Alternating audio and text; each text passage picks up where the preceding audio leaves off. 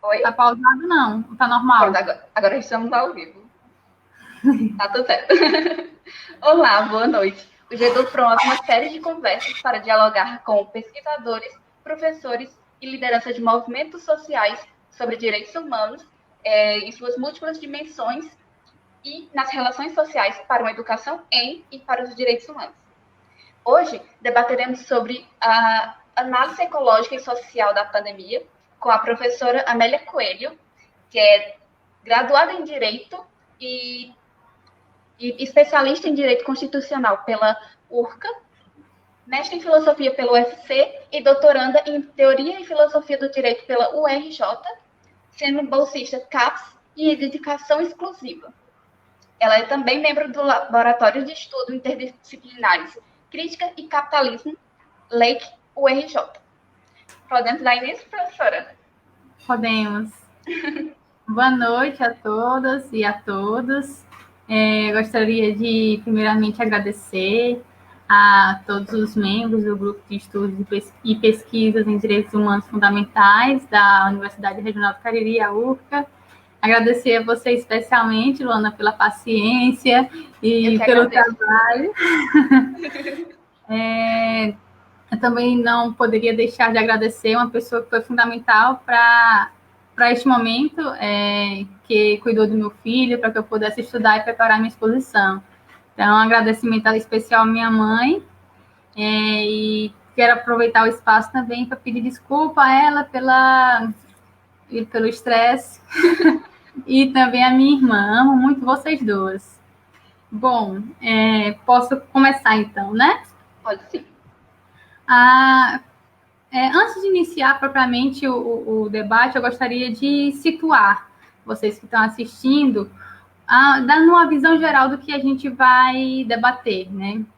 Então, em primeiro momento, eu pretendo fazer as análises ecológicas e sociais, na verdade, não fazer, porque não fui eu que fiz, né? Mas trazer as análises ecológicas e sociais da pandemia, conforme propõe o biólogo evolucionista Rob Wallace em seu artigo Notice on Novel Coronavirus, nota sobre o novo coronavírus, publicado pela Monte Review. Gostaria de destacar, aproveitar esse momento e fazer propaganda de um livro que a gente publicou, Covid-19, Capitalismo e Crise.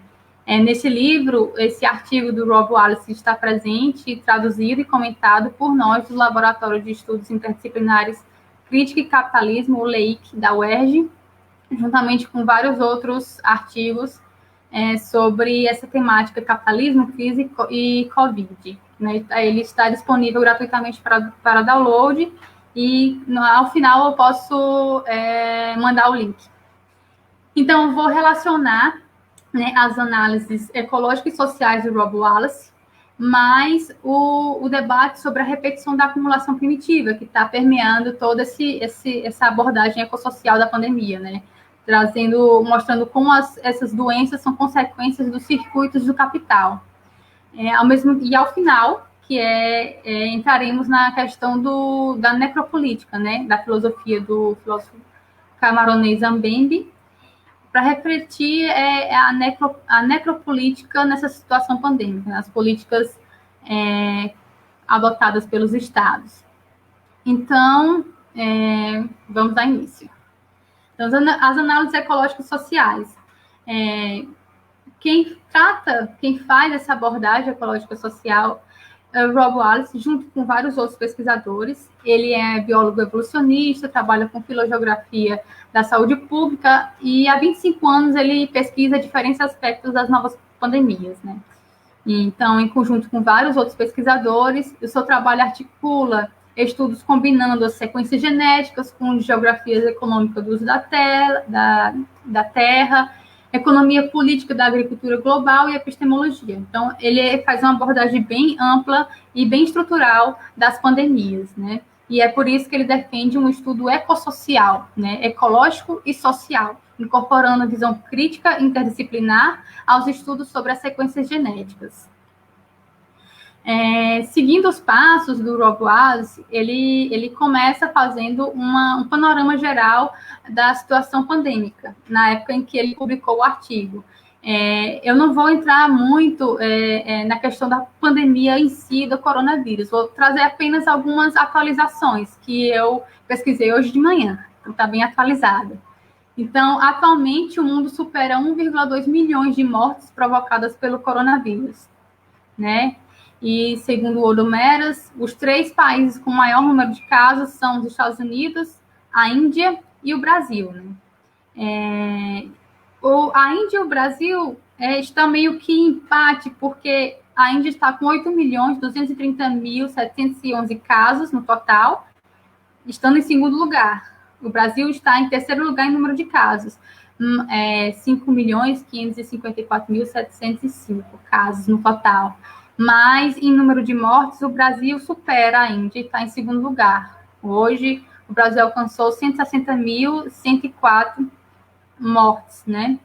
E, infelizmente, esse número ele pode ser ainda maior diante da subnotificação. Segundo pesquisas, a projeção da Covid-19 pode ser até 12 vezes maior do que é oficialmente apresentado.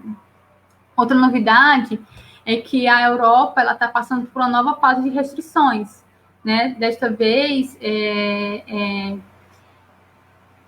numa situação diferente, né? Que não deveria ter acontecido, já que já estamos cientes da pandemia, dos problemas da pandemia, mas mesmo assim, e mesmo os cientistas tendo alertado, foram ignorados que a reabertura estava ocorrendo de forma rápida demais e que os governos não estavam criando estratégias de longo prazo. Então, a Europa está sucumbindo novamente nessa fase de restrições e confinamento nessa segunda onda. Outra novidade que me assustou nessa semana foi que apareceu uma nova variante do coronavírus na Europa, a chamada 10AEU1, que se espalha com muita rapidez, muito mais rápido do que o vírus anterior. Não se sabe ainda ao certo se isso ocorre porque é uma característica genética do vírus ou se é em decorrência do afrouxamento das medidas das políticas de contenção, né? E também não se sabe sobre o risco. Aparentemente, esse vírus tem o mesmo risco para a saúde pública. E não se sabe também, que foi o que eu mais me preocupei, se as vacinas em pesquisa terão eficácia contra este novo vírus, né? Outra novidade que eu vi na Folha de São Paulo essa semana, não sei exatamente o dia, mas a Folha de São Paulo publicou que o Brasil está fechando 2 a cada 3 leitos de UTI criados na pandemia, né? E isso antes de nós passarmos pela segunda onda, né? Na iminência de passarmos pela segunda onda, os leitos, os hospitais de campanha foram fechados e, em média, de 3 leitos, 2 foram fechados, né? Bom, esse é um panorama bem geral, assim, das atualizações, mas que eu destaquei, né, que eu achei importante. Então, o Rob Wallace, ele passa depois a crítica aos epidemiologistas e aos governos, as políticas que vêm sendo adotadas com as práticas dos epidemiologistas que vêm sendo feitas, né?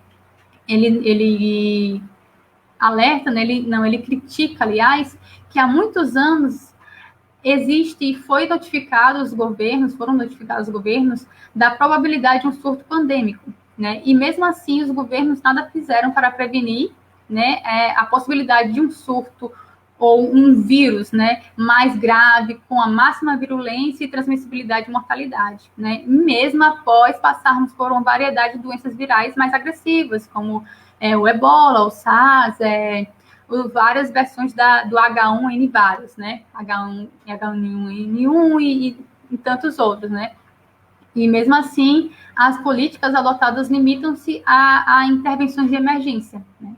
E aí ele critica essas intervenções de emergência, porque, enfim, o que aconteceu com o coronavírus, com esse número gigantesco de casos e de mortes, feito com hospitais de campanha às pressas, pessoas morrendo por falta de leitos de UTI, todo um total despreparo, né?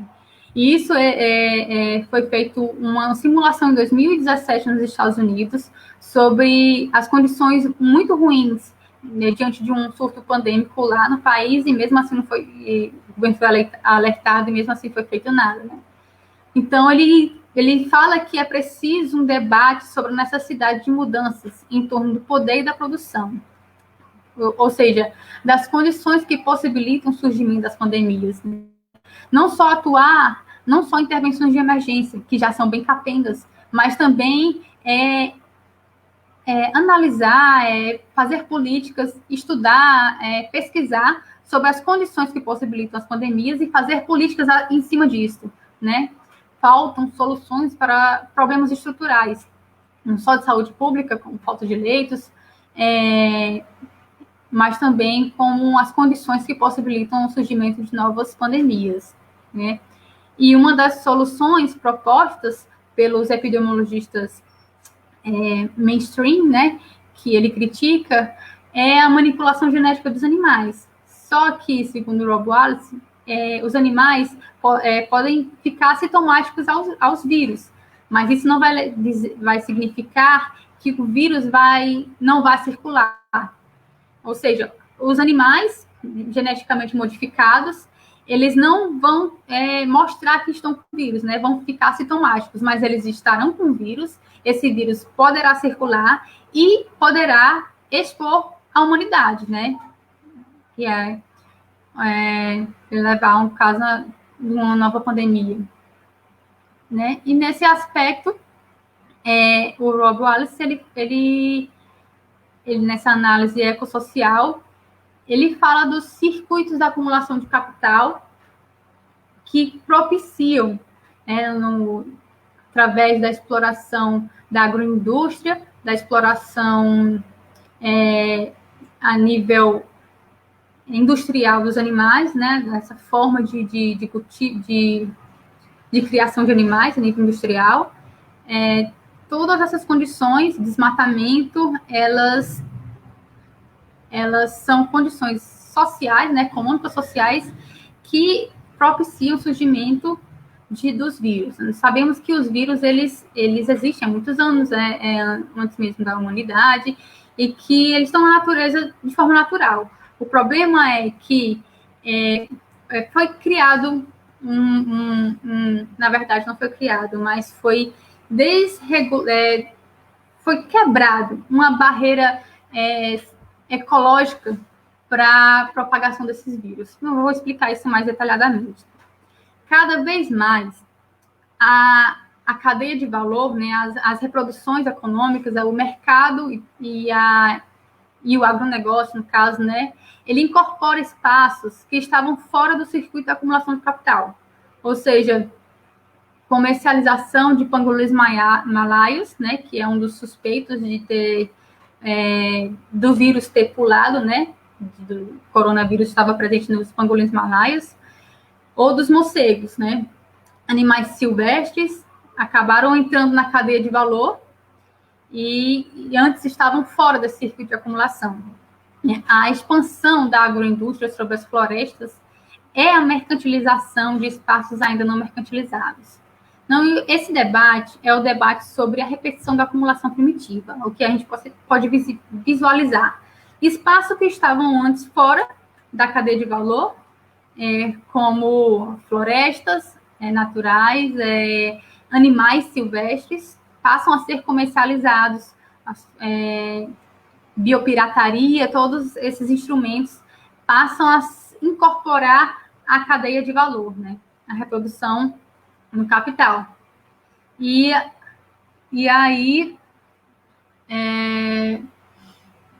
quem aborda esse aspecto da acumulação primitiva, primeiramente, foi Karl Marx, em O Capital, no capítulo 24, né?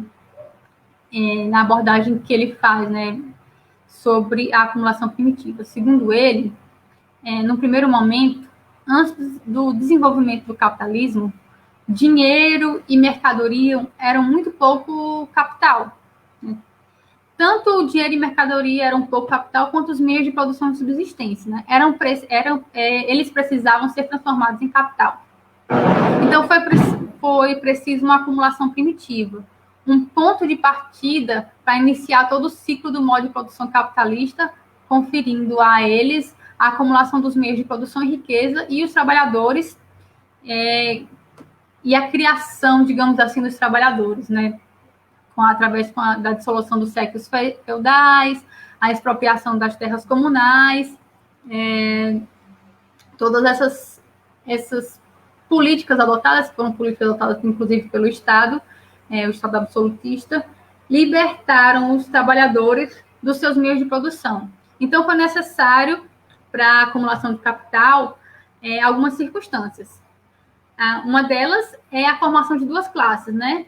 A de possuidores de dinheiro e meios de apropriação dos meios de produção, né, de um lado, e, de outro lado, os que perderam os meios de produção, né, que perderam os séculos feudais, que tiveram suas terras comunais expropriadas, a criação dessas pessoas livres, num sentido de liberdade, que não tem nada, nenhuma propriedade, nem uma terra, livres no sentido de que só tem o próprio corpo para vender como mercadoria, no caso, força de trabalho.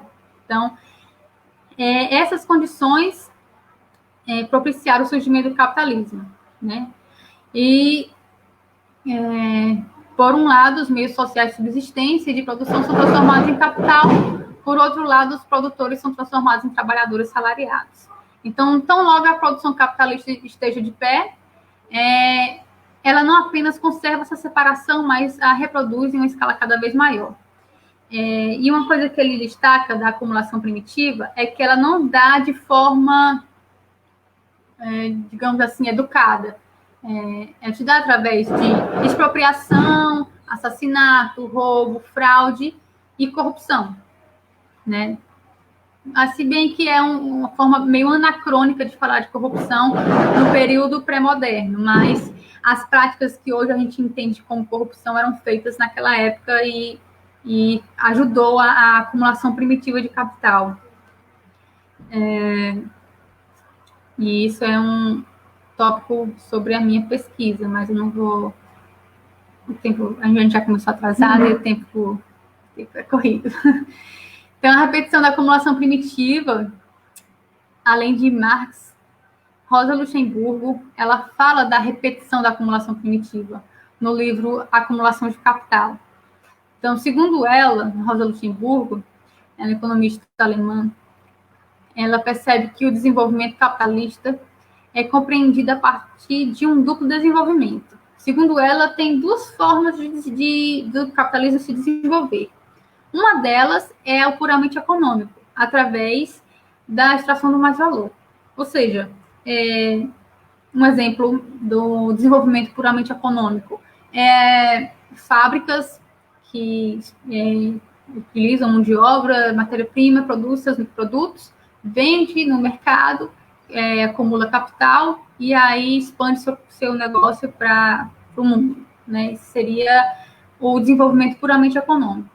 O não econômico se dá através da repetição da acumulação primitiva, através da expropriação.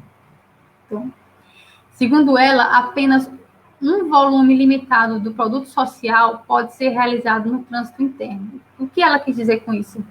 Que o salário dos trabalhadores é limitado.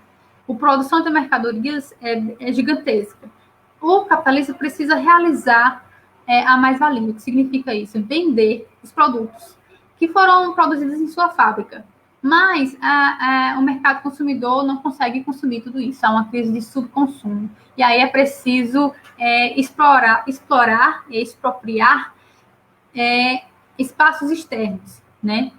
A impossibilidade de realização mercantil no contexto estrito das sociedades capitalistas, isso faz com que o capitalismo, para se manter nas crises, ele precisa expropriar. Ele precisou, no caso, na época que ela escreveu, da política de colonização de terras que estavam fora do circuito capital. Então, considerando que a capacidade de consumo dos trabalhadores é reduzida em virtude da elevada taxa de exploração, para que a mais-valia seja ampliada mas a necessidade de realizar a mais-valia concentrada pela classe capitalista surge a impossibilidade para encontrar demanda para a produção crescente. Então, o capitalismo, ele cria condições de subconsumo e uma falta de demanda efetiva para absorver o crescimento da produção, da sua própria produção.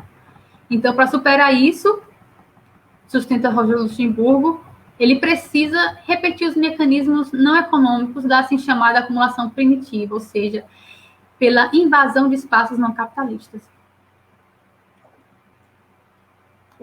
Desculpa, estou com sede. A então chamada acumulação primitiva, ou seja, a forma não econômica de acumulação, ele usa métodos diferentes. Ele usa a força, a subjugação, o fraude, o roubo, a opressão, a pilhagem e a corrupção. E esse é o tema da minha pesquisa de doutorado. A acumulação capitalista por meio da corrupção política, né? Que seria, na hipótese, a repetição da acumulação primitiva. Em parêntese, né? Colocando aqui em parêntese. Então, segundo ela, essas formas não econômicas de acumulação são uma constante do sistema capitalista pela necessidade de expansão contínua do capital. David Harvey, no livro Novo Imperialismo, ele chama isso de acumulação por despossessão. Ele critica Rosa Luxemburgo dizendo que a crise que leva à repetição da acumulação primitiva não seria subconsumo. Né? Segundo ele, a repetição da acumulação primitiva se dá fundamentalmente pela falta de oportunidades de investimentos lucrativos, né? Ao tempo que reconhece que a expansão do capitalismo também cria demandas de consumo, além de bens de investimento. Então, a expropriação das terras comuns, segundo David Harvey, atualizando o Rosa Luxemburgo, talvez se dá atualmente de outra forma. A forma que a Rosa Luxemburgo traz é a expropriação de espaços que estavam fora, espaços geográficos. No caso, o exemplo bem típico que ela usa também é a colonização. A expropriação da floresta amazônica, por exemplo, as queimadas, enfim, tudo ficaria na primeira forma que ela aborda, né? Rosa Luxemburgo. David Harvey traz que, além dessa, há outra, né? E ele vai falar que através das privatizações, né? O capitalismo ele pode tanto usar um exterior pré-existente, no caso a floresta, né? Outros países que estavam fora do circuito capital, mas ele também pode produzi-lo ativamente, como através da privatização de mercados que não eram comercializados, não eram monetarizados, como, por exemplo, a privatização do SUS, e das universidades, da educação pública, da segurança. Essa é uma nova forma de expropriação, né? A desindustrialização, declínio econômico, desemprego em massa, serviço de uma futura exploração produtiva na próxima fase de desenvolvimento industrial. Então, a incorporação das florestas nativas, dos animais silvestres, da agrosilvicultura, da agricultura familiar, e de todas as formas alternativas de produção aos circuitos globais do capital são as atuais formas de expropriação. E aí estamos no debate, né, recente sobre a privatização do SUS. Também seria uma acumulação por despossessão para satisfazer os interesses neoliberais. Então, desta forma, os escudos imunológicos das florestas, e é aí que entra as condições bioculturais para o surgimento das pandemias, os escudos imunológicos das florestas e da agrosilvicultura são destruídos, né, através dessa expropriação. O atrito estocástico natural, que serve de bloqueio para a transmissão do vírus, ele é desfeito, ele é queimado, né, ele é destruído, né? Nessas condições, os patógenos aproveitam, né, para superar os limites de propagação, bem como essas condições podem impactar os patógenos em nível molecular. As florestas elas servem para proteger a humanidade e os outros animais também, inclusive, dos vírus que existem naturalmente nos animais. E a expropriação, ela dá condições para que os vírus supera esses limites de propagação. Né? E é por isso que o Rob Wallace defende a necessidade de vincular as recorrentes pandemias com as relações entre a vida produtiva humana e a natureza. E o exemplo que ele usa, e que eu destaco, ele usa vários exemplos, mas o que eu destaquei aqui para falar é o da ebola na África Ocidental. Além do coronavírus em si, né? Mas eu dou outro exemplo de outra pandemia, de outra doença. Não chegou a ser uma pandemia internacional, mas assustou muito quem acompanhou as notícias na época, né? O ebola na África Ocidental, segundo o Rob Wallace, ele é fruto da mercantilização da floresta, que pode ter reduzido o limiar ecossistêmico da região, a tal ponto que nenhuma medida de emergência pode reduzir suficientemente o surto de ebola de modo que ele acabe, né? As décadas de ajuste estrutural e a mudança de regime produtivo na colônia em proveito do norte global propiciaram as condições biossociais para o ebola. Então, as novas doenças, elas são rastros deixados pelo mercado.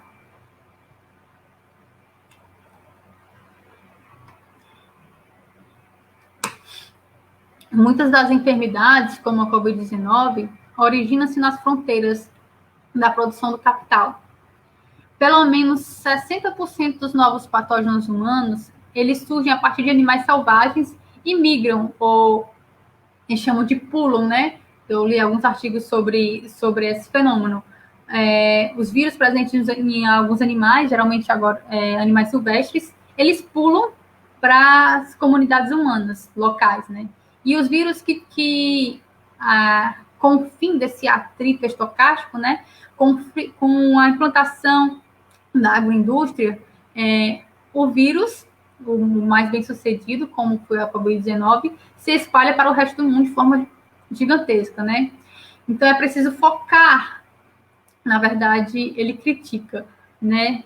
De focar nas zonas de eclosão significa ignorar as relações compartilhadas por atores do mercado global que moldam epidemias, né? Precisa ter uma visão mais relacional, né? A agricultura tradicional, local, está cada vez mais sendo incorporada à escala de produção e circulação de mercadorias. Ele usa também o exemplo da República da Soja. Aqui, no Bolívia, Paraguai, Argentina e Brasil, nós somos considerados as repúblicas da soja. E as mudanças estruturais de gestão das empresas, a capitalização, subcontratação, substituição de cadeias de suprimentos, arrendamentos, agrupamentos transnacionais da terra, tudo isso propicia condições para que um surto pandêmico também ocorra por aqui, né? Ao ultrapassar as fronteiras nacionais, né? Nós, considerados países mercadorias, incorporando de forma flexível em ecologias e fronteiras políticas, a gente podemos produzir novas epidemiologias ao longo do percurso socioeconômico. A dinâmica das doenças florestais, que são as fontes primárias dos patógenos, não é mais restrita ao interior. As cadeias dos circuitos do capital faz com que a dinâmica das doenças tome uma proporção maior. Então, os ecossistemas em que estes vírus selvagens eram parte controladas pela complexidade da floresta tropical estão sendo drasticamente simplificados pelo desmantelamento liderado pelo capital. E, no outro extremo, do desenvolvimento periurbano, pelo déficit em saúde pública e saneamento ambiental. As epidemias se alastram através das redes globais de viagens e comércios. Todas essas condições, elas são responsáveis pelo surgimento do coronavírus, né? Pelo surgimento da pandemia da Covid-19. Então, por sua expansão global, a produção de commodities serve como nexo através do qual patógenos de diversas origens migram dos reservatórios mais remotos para centros populacionais internacionais. E um exemplo que eu destaco é o da Goldman Sachs, um grupo financeiro multinacional sediado no Financial District de Nova York, que em 2008 ele ficou livre de despesas gerais por ter recebido o financiamento federal do governo americano, né, de emergência por conta da crise imobiliária. Então, ele, livre de despesas gerais, decidiu expandir seus negócios. E aí adquiriu 60% dos títulos da Shanghai Investment and Development, um gigante, né, do agronegócio chinês. Além disso, por 300 milhões de dólares, comprou várias fazendas de Fuyang e Hunan, ao lado de Wuhan, bem parecido, né, as palavras, de onde apareceu a Covid-19.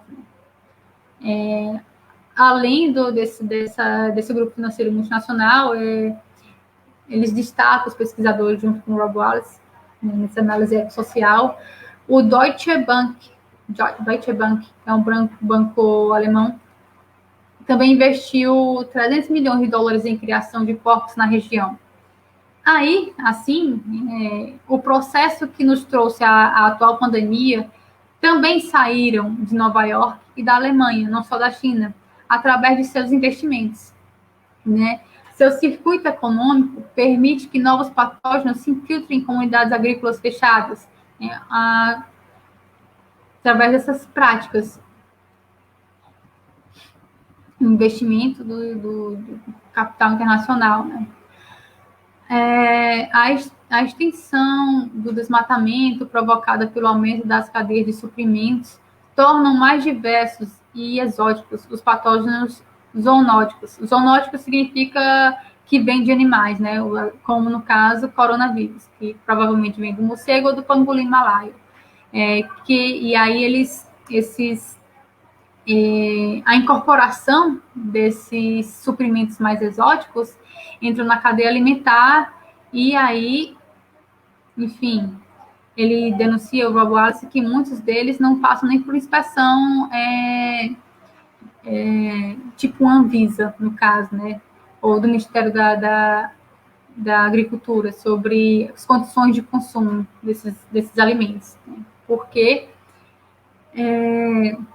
o lucro, a dinâmica do lucro geralmente não permite. Isso aí vou abordar também nos exemplos de necropolítica ao final. Então, mesmo que não seja intencional, toda a linha de produção é organizada em torno de práticas que aceleram a evolução da virulência de patógenos e sua subsequente transmissão. Monoculturas. Quais são os exemplos dessa linha de produção, né, do agroetec, agroepop, agroetudo, né? São as monoculturas genéticas, né, animais e plantas com genomas praticamente idênticos. Essa prática remove as barreiras de imunidade que em populações heterogêneas retardariam a disseminação. Outra prática, né, de produção as condições de aglomeração, que diminui a resposta imune, né? A gente vê, quando vê a propaganda do agrotec, agropop, agrotudo, a gente vê vários gados amontoados, as aves amontoadas em espaços pequenos, né? Os porcos também. Então, essas condições de aglomeração diminuem a resposta imune. O aumento do tamanho e a densidade da população de animais de criação também facilita o contágio e a infecção recorrente. A alta produtividade da agroindústria cria as condições para que doenças típicas de celeiros e fazendas se alastrem-se regionalmente, removendo o limite de evolução da mortalidade dos patógenos. A redução da idade do abate, por exemplo, em aves, galinhas, né, de 6 meses, cheio de hormônios, favorece a seleção de patógenos cada vez mais robustos, né? Um sistema, na verdade, assim, favorece a seleção de patógenos capazes de sobreviver a sistemas imunológicos mais robustos, né? E isso tornaria o patógeno mais agressivo, né? No caso. E foi um susto que teve recentemente nos Estados Unidos, e se pensou que fosse surgir uma pandemia tal nível de risco para a saúde, talvez pior do que o coronavírus, né, que surgiu numa granja, né, industrial. Além disso, a pouca inspeção governamental em fazendas e fábricas de processamento, a fraca vigilância sanitária. Então, tudo isso faz são condições que fazem com que os patógenos escapam da biossegurança, né? E a indústria está disposta a pagar para ver, né? A pagar para ver. Assim, a produção industrial representa um risco mortal mais lucrativo que avança sobre a saúde coletiva. E agora, após a gente destacar, né, da produção industrial como um risco mortal para a saúde, em benefício do lucro, podemos adentrar agora na reflexão sobre a necropolítica. Só um instante. Na necropolítica, o nome é bem intuitivo, necromorte, né? Política da morte. E hoje, né, nesse dia de finados, em que recentemente várias pessoas próximas foram vítimas do coronavírus, vamos falar sobre essa política, né, da necropolítica, a política da morte. Mbembe é um filósofo camaronês do sul global que primeiro criou esse termo, necropolítica. Ele resgata Foucault para isso. Então, resgatando um pouco Foucault de forma bem breve, para a gente ir já concluindo, segundo Foucault, um dos fenômenos fundamentais do século XIX foi o poder sobre o homem enquanto ser vivo, né? Uma certa estatização do biológico. Ou seja, na teoria clássica da soberania, segundo Foucault, o pressuposto da teoria atual, né, do direito político atual, é que o direito da vida e da morte era um dos atributos fundamentais do soberano. Um poder soberano de fazer morrer e deixar viver. O efeito do poder soberano sobre a vida só se exerce a partir do momento em que o soberano pode matar, né? Porque não pode o soberano, óbvio, mandar viver. As pessoas já estão vivas. Então, ela se exerce quando ele manda matar. Então, não é o direito de deixar viver e de deixar morrer. É um direito que ele faz morrer. É o direito de fazer morrer ou de deixar viver. No século XIX em diante, Foucault observa que houve uma transformação disso, né? Uma transformação do direito político, que consistiu em complementar esse direito de soberania. Esse direito novo, ele não significou a supressão do anterior, né? Essa política de fazer morrer ou deixar viver.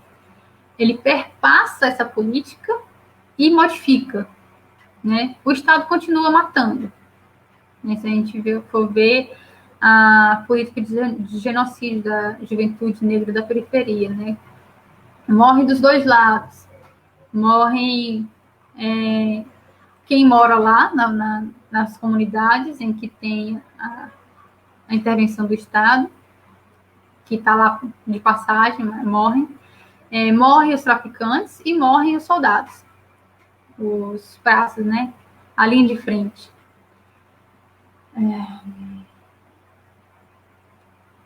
Então, o que se instala é o direito de fazer viver e de deixar morrer. É para viver que se constitui soberano na modernidade, é o que Foucault fala. Na teoria do contrato social, o soberano, ele é constituído em sua soberania para proteger a vida, né?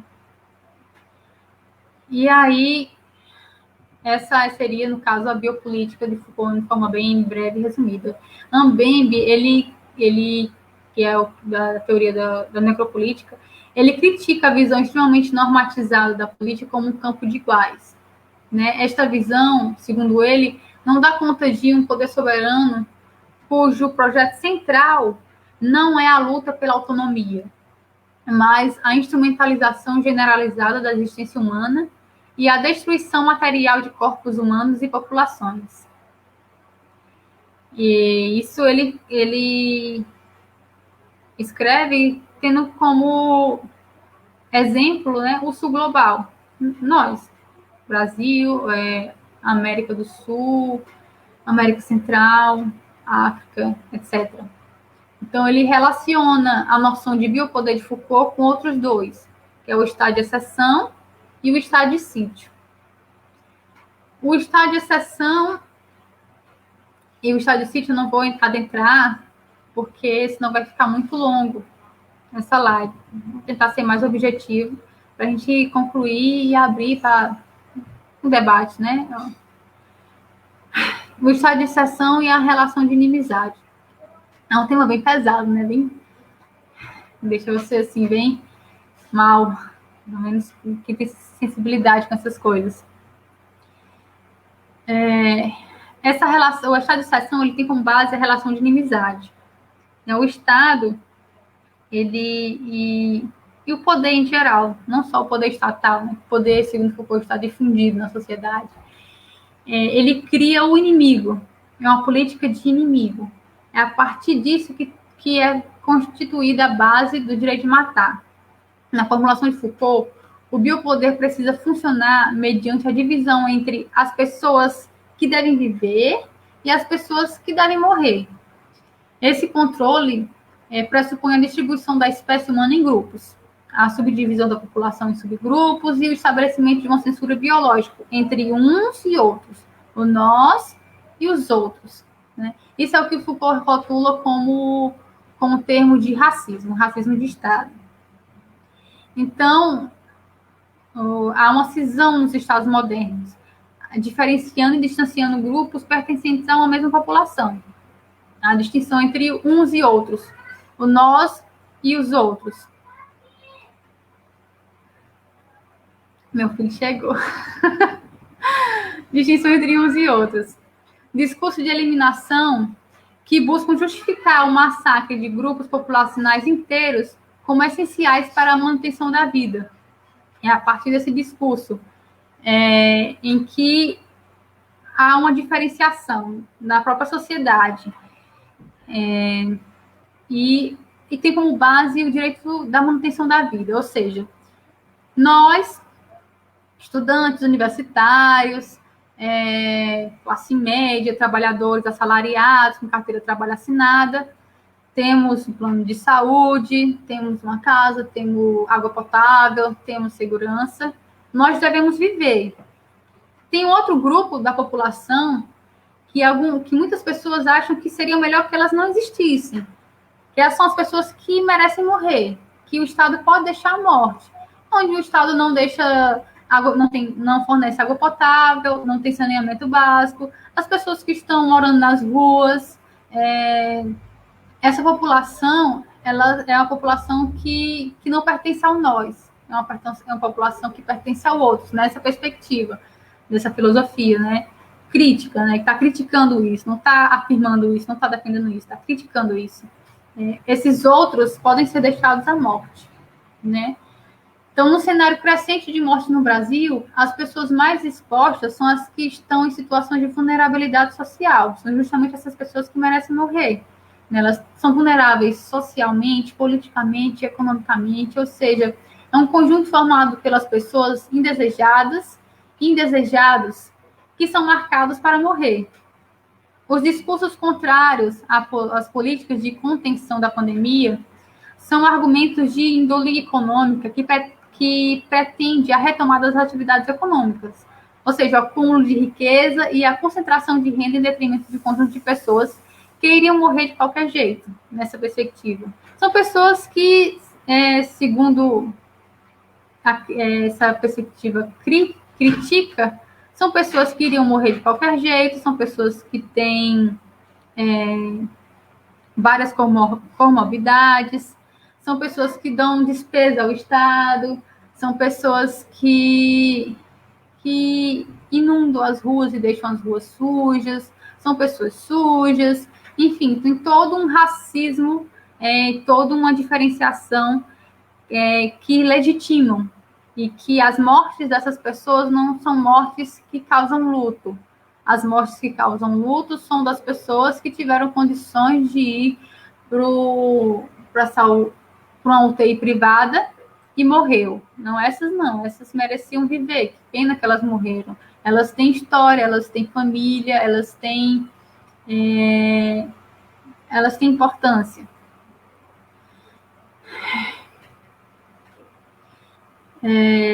Então, como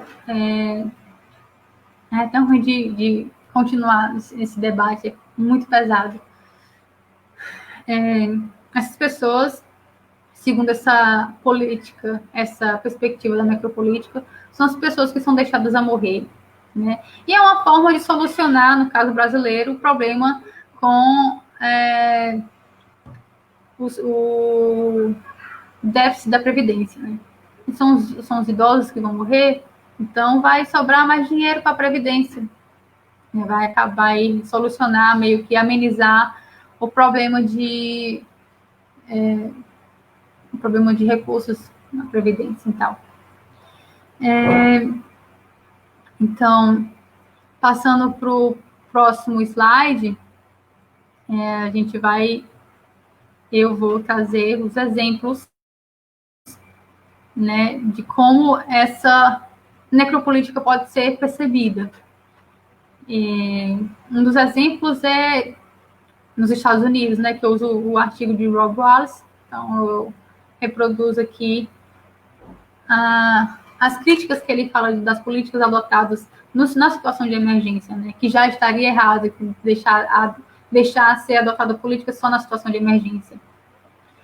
Segundo Rob Wallace, Donald Trump errou quando desmantelou sua equipe de segurança nacional contra pandemias e deixou vagas 700 cargos do Centers for Disease Control and Prevention, CDC, que é tipo o Centro para Controle das Doenças, Controle e Prevenção das Doenças. Outro exemplo foi um discurso de Trump, e que a gente percebeu que também aconteceu aqui no Brasil, de Trump e seus apoiadores, inclusive aqui no Brasil, de que a pandemia não representava uma ameaça, era só uma gripezinha.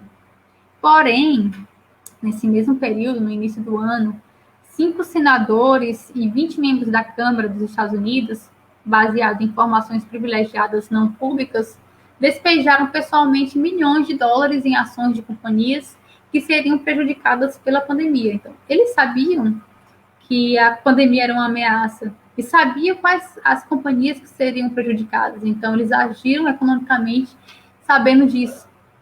A corrupção não é só aqui no Brasil, não. Funcionários federais negligenciaram os resultados de uma simulação de pandemia de 2017, que mostravam que o país, os Estados Unidos, estavam despreparados para a crise. Desde 2017 foi feita uma simulação, porque já se sabia da possibilidade do surto pandêmico, e mesmo assim, mesmo sabendo que do despreparo do país, não foi feito nada, né? E outra coisa, durante a pandemia, o governo Trump, os Estados Unidos recebeu da Organização Mundial da Saúde vários kits de teste. Esses testes disponíveis não foram utilizados imediatamente. Trump segurou esses kits e deixou para fazer depois. E isso poderia ter causado um impacto grande na política de contenção e muitas mortes, provavelmente seriam evitadas. Além disso, há décadas, nos Estados Unidos, os bens de saúde foram negligenciados e monetizados. E a crítica que já foi feita desde o início, do regime de epidemiologia just in time, ou seja, só de emergência, só no momento que aparece, né? Isso fora a falta de leitos hospitalares em condições normais, enfim, toda essa condição estrutural de saúde pública e dos circuitos de capitais de expropriação de áreas ambientais, todas as políticas propiciam o surgimento de pandemias e agravam o combate a essa pandemia, no sentido de evitar um número grande de mortes. E isso são práticas que também podem ser vistas como práticas de necropolítica, né? Essas pessoas, algumas pessoas vão morrer. Quais são as pessoas que vão morrer? São as pessoas que não têm condições de não trabalhar, no caso. São as pessoas que têm que sair para trabalhar ou não vai poder sobreviver de toda forma. O pessoal que vende, os vendedores ambulantes, enfim, toda uma série de pessoas que precisam, não tem como nós a opção de permanecer em casa.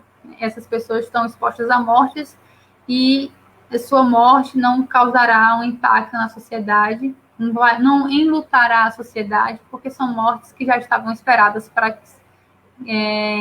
são mortes esperadas, são mortes de pessoas que, na política segundo a perspectiva da necropolítica, a denúncia da necropolítica, são mortes que já eram desejadas, né?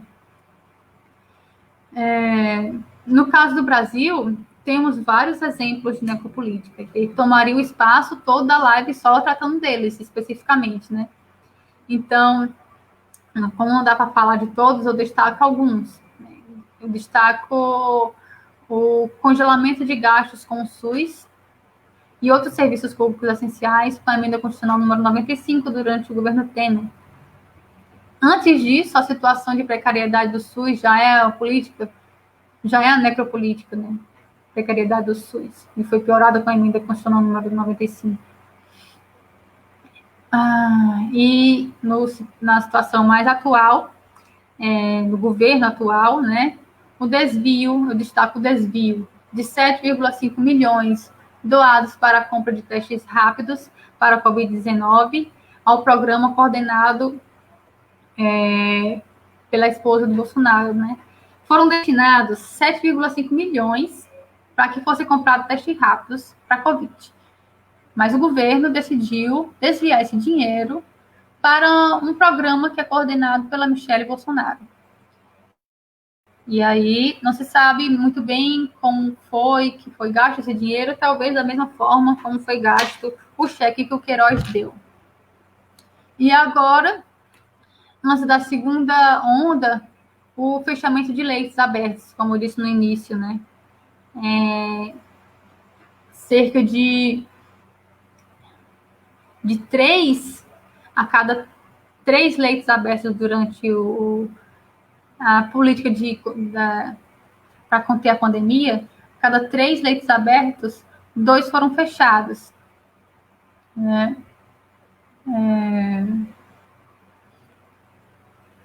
E aí, estamos já na iminência da segunda onda e nessas condições. Leitos do SUS, né? Eu queria destacar...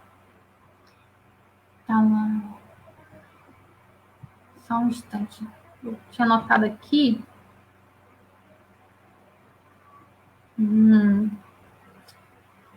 Aqui. Foram fechados, né? Leitos da UTI do SUS.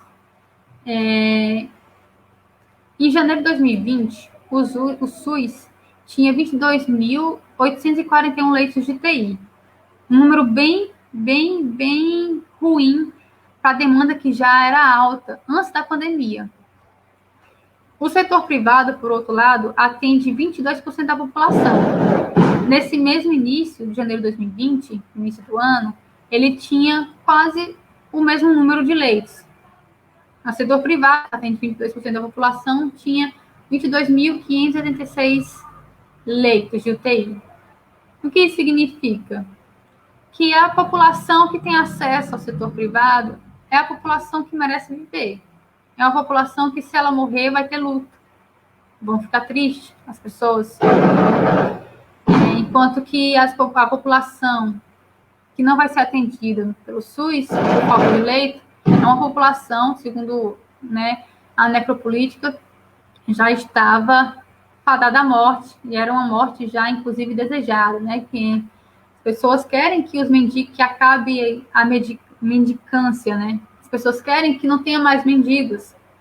Algumas pessoas querem que não tenha mais mendigos através da adoção de políticas sociais, de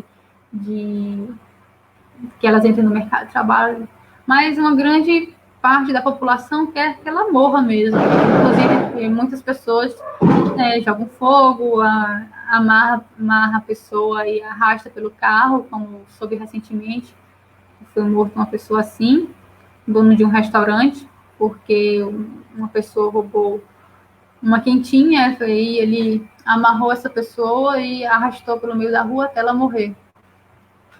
Então, são mortes que são desejadas porque elas não fazem parte do nós, fazem parte dos outros, os inimigos, né? A parcela que impede a nossa vida boa, no caso, né? Classe média, classe alta, né? Uma vida boa de você sair, não ter ninguém pedindo dinheiro, né? Ninguém sujo andando na rua pedindo dinheiro, essas coisas.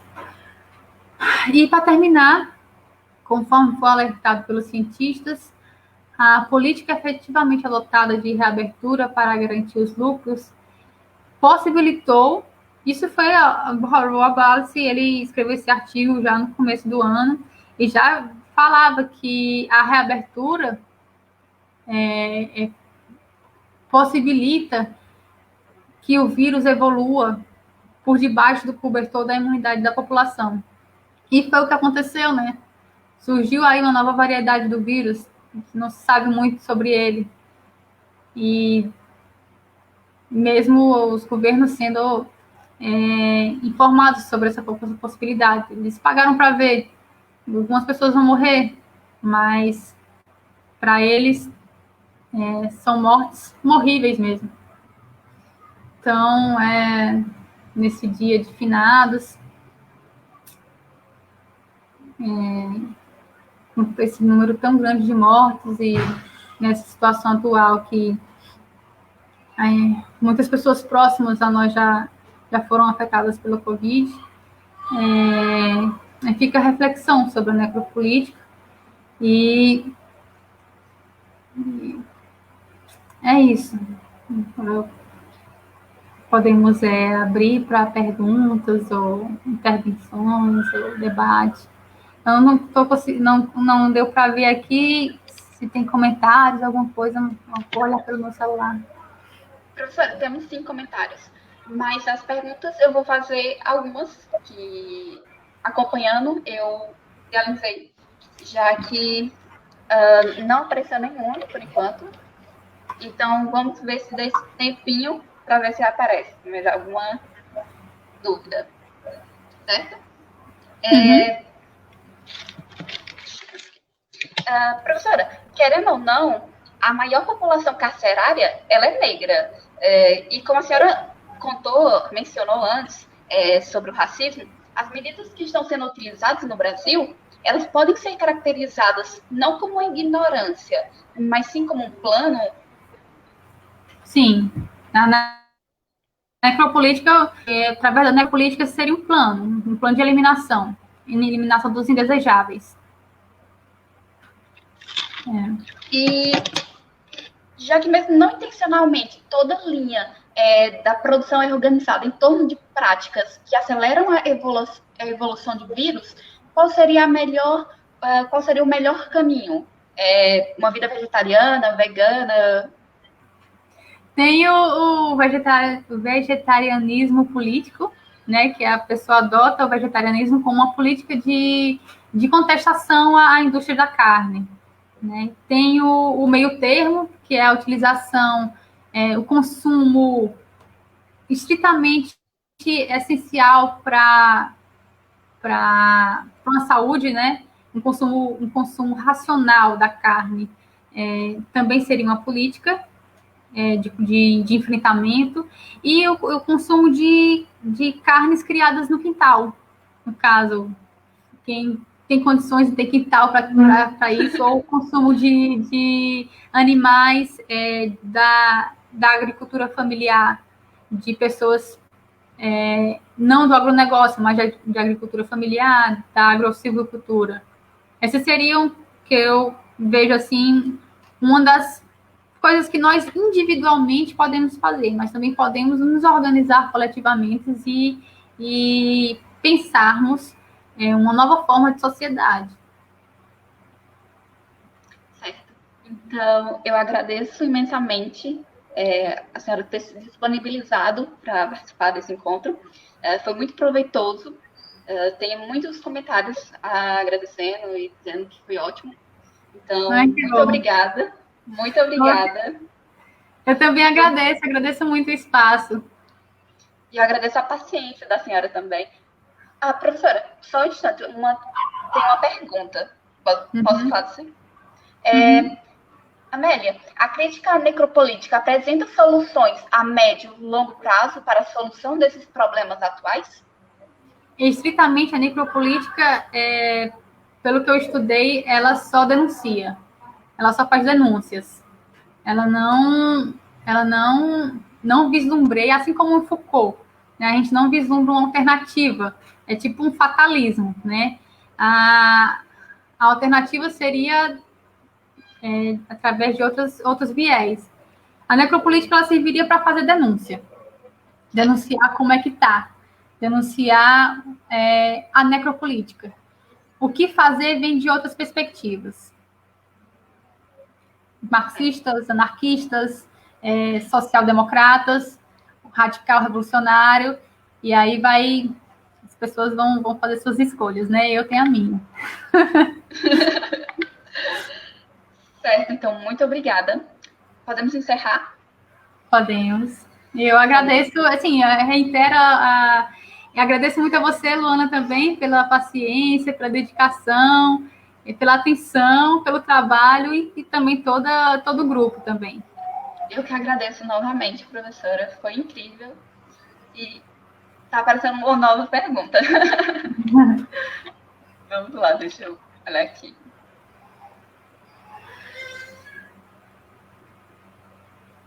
Estão digitando, tá bom? Só um instante.